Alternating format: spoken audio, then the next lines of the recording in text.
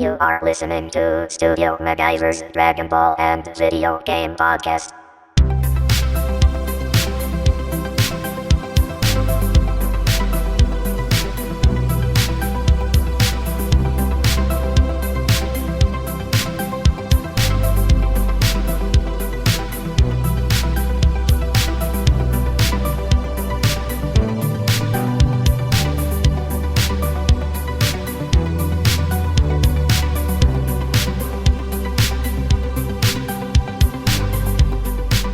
Welcome to Studio MacGyver's Dragonball and Video Game Podcast. I am your host, Studio MacGyver. This is a great honor to be able to finally do a podcast about two of the things that I consider very dear to my heart, and that is Dragon Ball, and that is also playing video games. This is my first podcast, so I will give the listeners just a little bit of information about me, if you guys don't mind, so you know who you're listening to. Basically, I've been watching Dragon Ball, been a major fan for over 20 years. Video games even longer. In my spare time, that's pretty much what I do. I mean, I come home from work, and if I'm not playing a video game, I'm watching some old Dragon Ball episodes, or I'm doing something, maybe watching a little anime or something like that. I mean, that's pretty much what I do. That's what I love to do in my spare time. That's what I love. So, I mean, this podcast is for the people out there who are just like me, just a guy who, or a girl who just enjoys playing games. You know, nothing spectacular. Like I said, this is something I've been wanting to do for a very long time, and I finally got the time, and I decided, let's go ahead and make this a reality. So to all the listeners, I just want to say thank you for tuning in, and thank you for support, because if you're listening, you're supporting me. So thank you. I'm going to do that now before I continue, and just give you a little bit about myself. I'm going to start with getting up, eating some breakfast or whatnot, and just, channel surfing, trying to find something to watch with a full belly. And I come across the episode. Matter of fact, I remember the first episode I saw. It was episode 17 in America, and the actual name of the episode was Pendulum Room Peril. That was the actual episode. It was the episode where basically Krillin, Tien, Yamcha, and Chaozu basically go back in time to Planet Vegeta to, I guess, practice and they're getting ready for when the Saiyans touch down. So everybody knows that the Saiyans are coming, and everybody's trying to get ready, and they're kind of tired of the typical training, and they're like, hey, we want to do some of the training that Goku did. You know what I'm saying? So Popo was like, really? You guys really want to? Okay. So we're going to do a little experiment here. Everybody close your eyes, and we're going to whisk you off into another world, and we're going to find out what you guys are really made of. So basically they were on Planet Vegeta, and there were these two Saiyans that they went up against, and that was the first episode I came across, and basically that's what sparked my love for the series. I just thought these characters were so cool. I just thought the show was just, I just hadn't seen anything like it before. The powers that they were using, it was just awesome. Even though they got their asses whooped, I mean, I still saw the draw in these characters. Nothing like I've ever seen before. And I was just wondering, what the hell did I just get through watching? I just couldn't believe what I just saw. And where can I get more of it? So that began my journey on basically trying to find more of this show, find out more about it. And keep in mind, when I saw this show, it was back in like the late 90s. It was like 97, something like that. So the internet and all of that shit was basically, non-existent, or if it was basically crawling like a turtle. I mean, dial-up was like the greatest thing at that time. So, I mean, trying to find information on this stuff was kind of hard. Which is why I think I appreciated it even that much more. You fans out there listening, you guys know what I'm talking about. Especially like the older fans. Like I said, I had to find magazines. I had to find, that's how I found most of my information, because the internet was kind of like non-existent. So there were no smartphones, none of that. So I was just like, yo, what is this show? Who are these characters? Where can I get more of it? And that's how my journey began. Later on, trying to get up and pick up on the series. There was then Toonami. And the only problem with Toonami was, yes, they would show episodes, but the one thing I couldn't stand about Toonami at that time was that they would show you an episode. For example, they'd show episode 28. Then you're like, okay, I'm waiting on 29. And when you go and tune in, then they show 18. And I'm like, what the hell's going on? Why do they keep? I mean, you never knew what episodes they showed you a certain amount of episodes, and then I guess once you get to a certain one, then it kind of like it start over again. So it was kind of frustrating, wanting to know, what happened next, what happened in the next arc, and not being able to find it. The only thing we had was TV at Toonami at that time. So it wasn't until later on where the episodes, the internet became a little bit more prominent, and then I was able to get my hands on the Japanese versions of the show, and I really, really fell deeply in love with the series. What I also noticed watching the show is that was something that was very important, and we're talking about anime compared to American cartoons that I discovered, and what makes anime so much better, in my opinion, than the American cartoons that were out when I was coming up as a kid or whatnot. When you typically watch a cartoon like Ninja Turtles or Amazing Spider-Man and Friends, from what I gathered was there was the beginning of the show, there was a villain. He was terrorizing the city. Spider-Man and his friends get together and stop that villain. And end of episode. Next week, same show, Spider-Man and his friends are confronted with a new enemy. They figure out a way to beat that enemy, end of episode.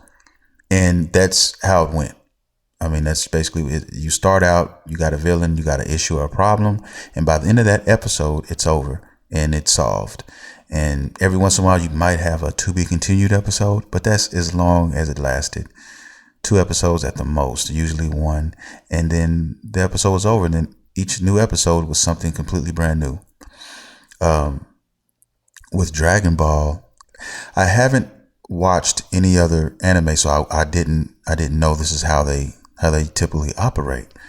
I'm watching the show and I'm noticing, I'm like, yo, Goku's getting older and years have gone by and they're returning years later and they're continuing on. Like, it's not like, they beat the Saiyans and then it's over and then the next episode is something different. It was like an ongoing saga.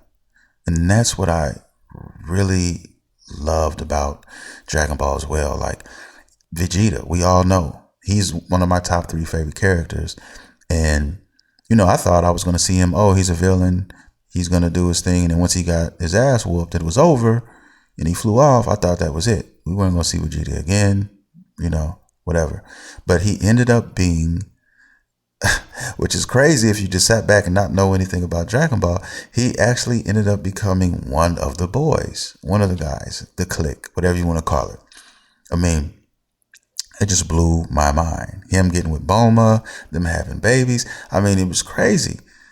But it was a transition from him being an enemy trying to kill and destroy the actual planet he inhabits currently now. Just thinking about that was like, yo, okay. I mean, what the fuck? So there are so many characters that I could just dive into and tell you that, why I love them or whatever. I mean, I have a lot of favorites, but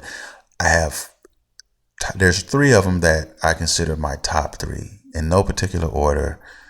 There are three characters that I just, I absolutely adore. One is Vegeta, for some of the reasons I explained.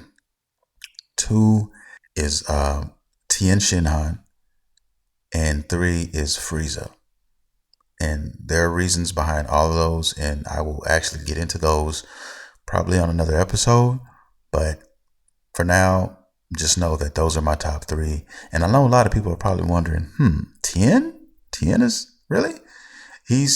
There are not a lot of Tien supporters out there. There are a few, but most people raise their eyebrow when they hear Tien. Like, why? If you're a true Dragon Ball fan like me, and you have watched Dragon Ball, which is before Dragon Ball Z, then you will probably at least understand why that is. But if you don't, I will also get into that on a later episode. But just keep in mind that Tien is a beast. I don't care what anybody says. His techniques and some of the things that he brings to the table are why I love him. He's not being utilized like he should be, in my opinion, right now. I'm talking about Super, but hopefully that might change a little because we have the new tournament arc coming, and I really want to know. I'm interested to see how that's going to unfold. So let's wait and see what happens. Let's talk about video games for a minute here and why I love them so much. They kind of go hand in hand in a lot of ways, Dragon Ball and video games, for me at least. Matter of fact, I remember buying Dragon Ball Legends on the Sega Saturn. It was all in Japanese. I had to buy an import copy and a converter for it. And I remember playing it for hours and hours and hours and didn't know a single character. Well, I knew 2 or 3 characters, and that was because of the episode I had actually watched that Sunday morning. Other than that, I really didn't know too much about the other characters. They were awesome, a lot of them, but I just didn't know who they were. And of course, later on down the line, all that came to fruition, all that came to light when I saw all the episodes of Dragon Ball Z. And I didn't even I honestly didn't even see Dragon Ball until much later. And that's a whole nother discussion. But Dragon Ball is also a reason why Tien is such a big favorite of mine. But like I said, that's another discussion. We can get into that later, and we will, trust me. But for right now, we're talking about video games and why I love them so. Video games for me have been everything since I can remember. Nintendo is the first system I remember playing as a little kid. And I remember ever since that day, I mean, video games have pretty much been a part of my entire life. I use it as an escape. Some might even call it a drug, if you will. Some people drink, some people smoke, some people play video games. I play video games. All sorts of video games. The handhelds, all of them. So for me, it's just something that I do. I don't even think about it. It's just incorporated in my day. I go to work, I get off, I come home, I relax a little bit, unwind, and I play video game. Something is being played in my house pretty much on a daily basis. Now, we can talk about what I'm playing right now.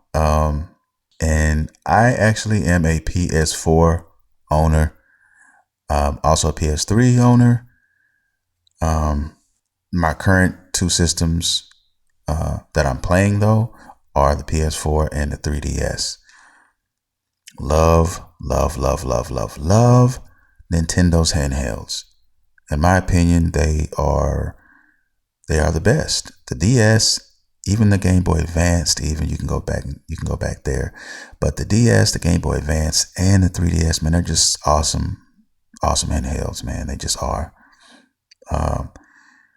As far as the consoles, the PS4 all day. Sorry, Microsoft, but you guys burned me too many times. I will not be returning. And I do have a Microsoft story. And it was in the 360 days, but they burnt the shit out of my ass. They burned me 3 times with the red ring of death. And that third time was it, man. I was like, yo, I'm not doing it. A friend of mine told me, yo, you need to just go to Sony, man. Sony's better. You can customize your PlayStation. You can do all kinds of stuff. You can watch Blu-ray. You can have, custom screensavers and all this. Check it out. Just try it. I said, you know what? All right. So I did. And I have not looked back since. Yeah, Sony is the shit. I'm sorry. Sony.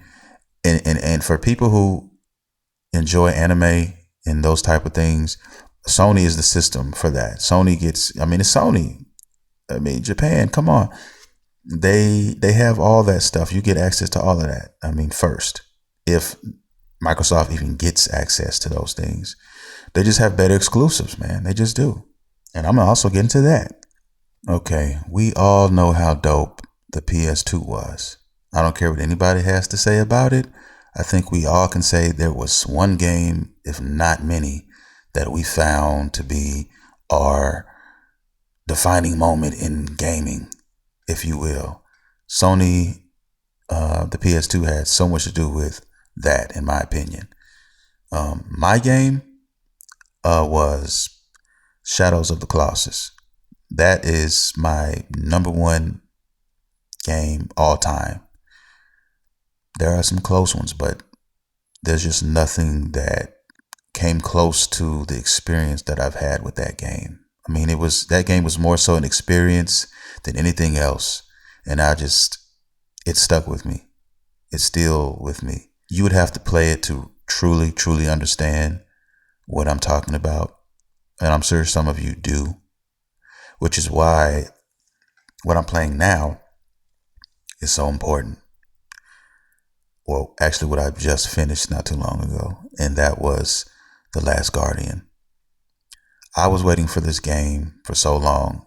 Really, to be honest with you, the reason why I bought a PlayStation 3 was because I heard that The Last Guardian was coming to that system.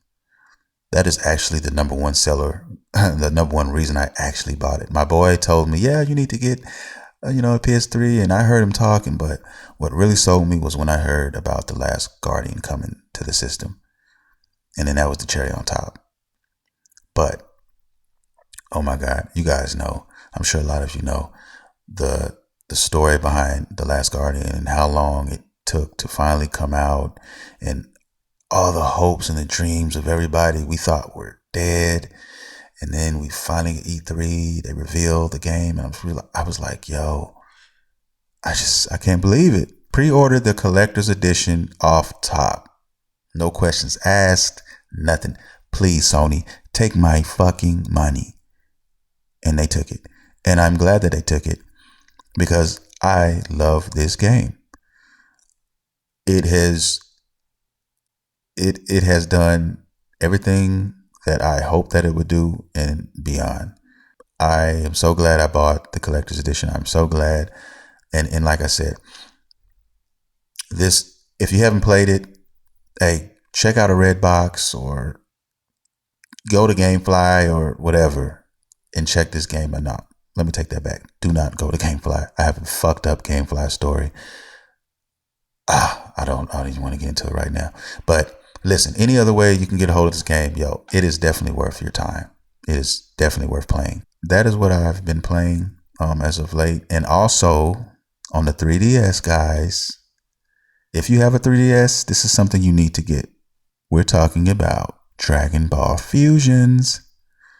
I'm sure some of you probably thought that was coming, but yeah, Dragon Ball Fusions is definitely a must pick up and play game. I know there's a lot of Pokemon guys out there. I'm not one of those. I'm sorry to say it. I'm not a Pokemon guy. I don't know anything about Pokemon. I have friends who live and die by Pokemon. I'm just not that guy. But I do love my RPGs, and I do love my 3DS for that. And when Dragon Ball Fusions came out, I mean, I was so stoked that it was coming to the States. I almost shit on myself. But I just picked it up, and it actually came out early. I had it pre-ordered, and it came out a little early, and I found it on accident when I went to GameStop. And they said, "Oh, it's here." I was like, "What? Take my money." So yeah, I'm really enjoying that game right now. I'm taking my time with it. I've got like 60 hours invested into that game. Love it to death. I'm also playing Dragon Ball Xenoverse 2. Really enjoying that game too. I have a black Super Saiyan by the name of Trillin. That's Trillin. He is dope as fuck. If you guys want to fuck with me online, Whitley79, that is my gamer tag, WHITLEY79 on the PS4. And if you own Xenoverse, hey, put them out there in those Dragon Ball streets, and we can see what happens. But yeah, that's pretty much what I'm playing right now. I don't have a lot of time to play everything that I would like to play. I play a little GTA 5. Like I said, Xenoverse 2, and then I just finished The Last Guardian. That came first. And then I'm on the 3DS with the Fusions right now. That's what I'm currently playing right now. There are some games that I just can't wait to play, can't wait to pick up. One of those games is Gravity Rush 2. I'm kind of feeling that. Played the demo. They gave me just a little taste, and they left me wanting more with that. And then also Square Enix has a game coming out that I'm interested in. I played the demo of it. It's a very interesting game, and I'll also get into that on my next show. But I don't want to just give everything out, just a little taste, just a little taste here and there, you know what I'm saying? But there are plenty of games. For Honor is another one. I mean, there's lots of shit out there now. I'm to the point where I actually feel comfortable with saying that Sony finally has reached the point where they have enough games coming out to where you actually have more than enough choices to where it's going to actually become a problem. Because I remember when it first came out, I didn't buy it because they didn't have enough games. I mean, they had very few games, and I was like, look, I don't want to be that guy that played something and it's like, yo, there's nothing else out there to play right now. So I want to be able to say, okay, after this, I want to play that. And after that, I want to play this, and continue, and so on and so forth. Build up a backlog, if you will, of games that, you haven't played yet, but you're going to buy, and you'll eventually get to them. That's how I do when I buy my games. I might not even get a chance to play it for a month, but I want to buy it because I have the option to play it now, or it's there for me when I need it. You know what I mean? Per se. But yeah, Sony has definitely come through. They have a lot of different titles coming out now. I mean, we all know about Final Fantasy 15, which I have not had a chance to play yet. Time, like I said, is in very short supply for me. I got too many things going on, and it just seems like it's just not enough time in the day. So with the podcast now, and I have some other things, my YouTube channel and some stuff going on, man, having a few hours to play some games, I really treat that like gold right about now. So that's what I'm on right now. If you guys want to leave any comments, or you guys have any suggestions, you want to talk about certain topics, Dragon Ball or video games, All you got to do is hit me at Studio MacGyver on Twitter and leave me a comment. And I promise you, I will do my best to get that question on the show and we can talk about it and we can get into some gangster shit. With that being said, I just want to thank all the listeners, everybody who chose to listen and check this podcast out. I hope you guys continue, subscribe. I just want to thank you guys for coming and joining me. And hopefully we have plenty of stuff to talk about in the future. And I think we will. I just want to say thank you guys for listening. Until next time, it's Studio MacGyver and I'm out.